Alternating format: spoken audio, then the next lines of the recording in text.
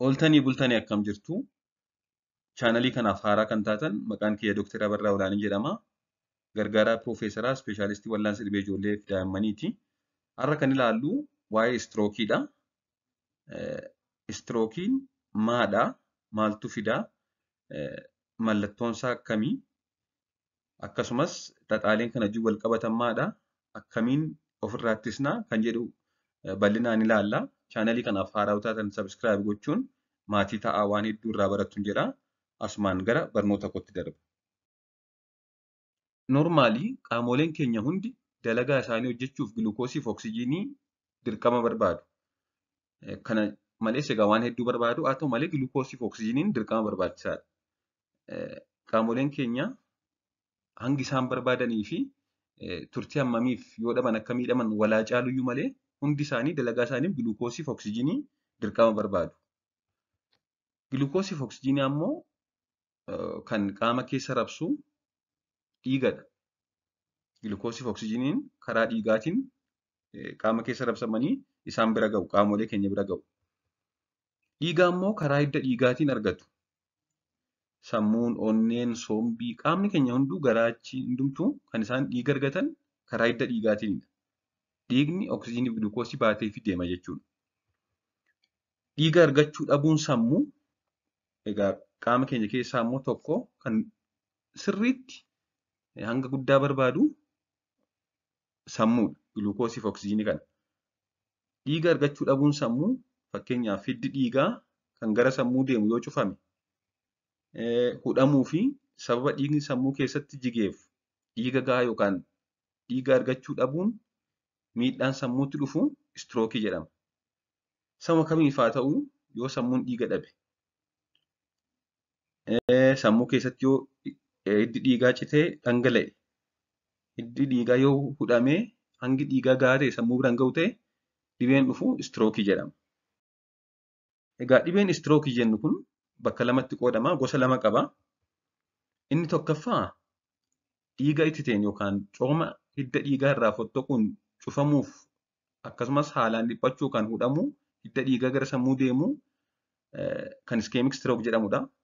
Inni iskemik strook jedhamu kun egaa hiddi dhiigaa gara sammuu deemu yeroo cufatu yookaan yeroo dhiphatudha.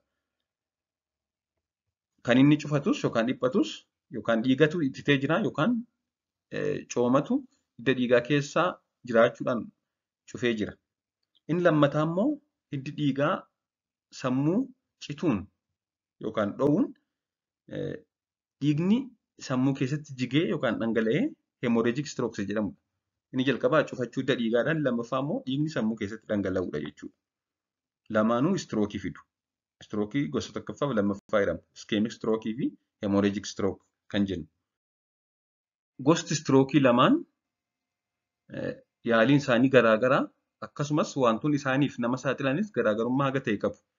Kan istirookii iskemik strookiif nama saaxiluu fi kan heemorraajiik strookiif nama saaxilu hanga ta'e xiqqoo garaagarummaa qabu. Kanneen kanaaf nama saaxilan haa ta'u malee hedduun isaanii wal fakkaachuu danda'a. Dhiigni gara sammuu yookaan kutaa sammuu deemu yeroo xiqqoof yookaan yeroo gabaabduuf qofa yoo irraa dhaabatee deebi'ee bakka isaatti deebi'ee mallattoo istirookii sa'a muraasaaf godhataniitu deebanii fayyu. Inni kun tiraanzient iskemik strook jedhama. Guutummaa guututti cufateetu deebi'ee immoo banama. Dhiigni gara sammuu deemu yookaan kutaa sammuu deemu yeroo xiqqoo qofaaf yoo cufatee deebi'ee baname iskemik strookii fakkaateetu garuu yeroo muraasaaf mul'atee deebi'ee bada. Tiraanzient iskemik attaak jedhama inni kun. Inni kun egaa carraa istirookii gara fuulduraa akka dabalu nutti agarsiisa.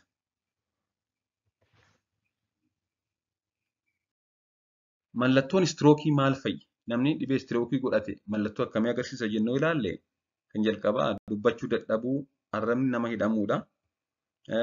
Wanta namni biraa jedhu hubachuu dadhabuu, tasa qaamni cinaa tokko fakkeenyaaf fuula, harka, luka gamtokkoodhaan sochoosuu dadhabuu, cinaan sun guutuun guutuutti laamsha'uu kan paaralaayiz ta'uu gamtokkoon qaamaa.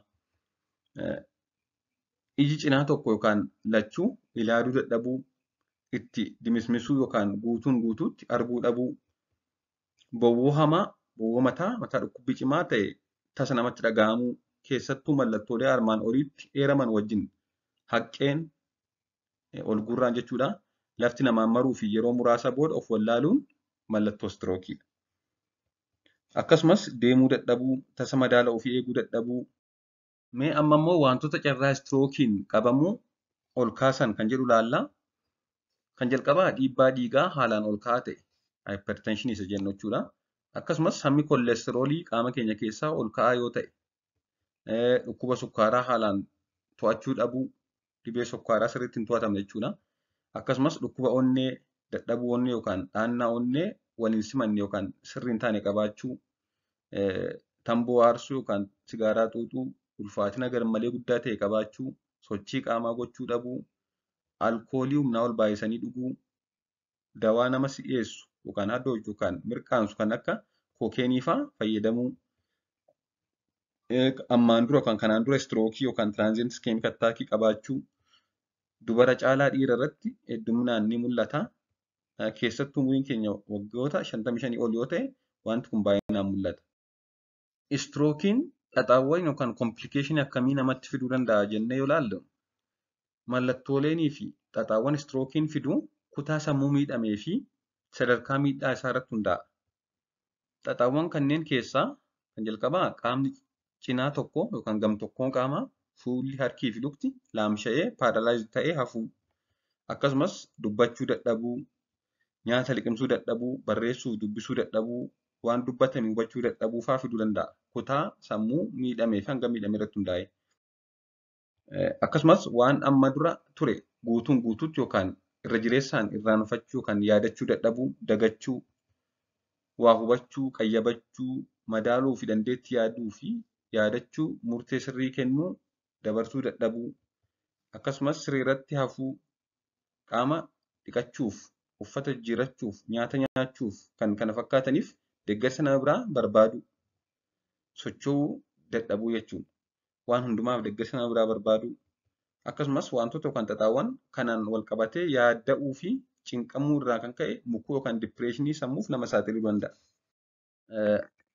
Istirookii akkamiin ofirraa ittisna? Dursinee yookaan carraa istirookiin qabamu akkamiin gadi buusna jennee ilaalle, wantoota carraa istirookii dabalan keessaa tokko dhiibbaa dhiigaa ol ka'aa ta'e qabaachuudha. Hypertenshinii hin to'atamne yookaan sirriitti to'annoo jala hin oolle qabaachuudha. Hordoffii gahaa gochuun dhiibbaa dhiigaa keenya to'achuun carraa istirookiin hubamuu baay'ee xiqqeessa.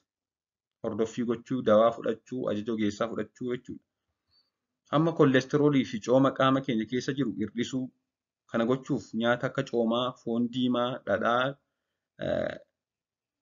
killee, nyaata hapheeffamanii gurguraman kan koolesteroolii qaban, kanneen zayitiin itti baay'ate, kan ashabuuf sukkaarri itti baay'atan yeroo hunda baay'atanii nyaachuu dhaabuu yookaan hir'isuu, tamboo xuuxuu yookaan aarsuu dhaabuu, dhukkuba sukkaaraa yoo qabaatan hordoffii gahaa gochuun to'achuu, akkasumas ulfaatina garmalee guddaa ta'e yoo qabaatan hir'isuu, ulfaatina hojjaa keenyaan wal madaalu qabaachuu, body mass index noormaalii ta'e qabaachuu, ulfaatinni qaama keenyaa hanga dheerina qaama keenyaa wajjin akka wal madaalu taasisuu, fuduraalee fi kuduraalee garaagaraa nyaachuu, sochii qaamaa argansuu barbaadan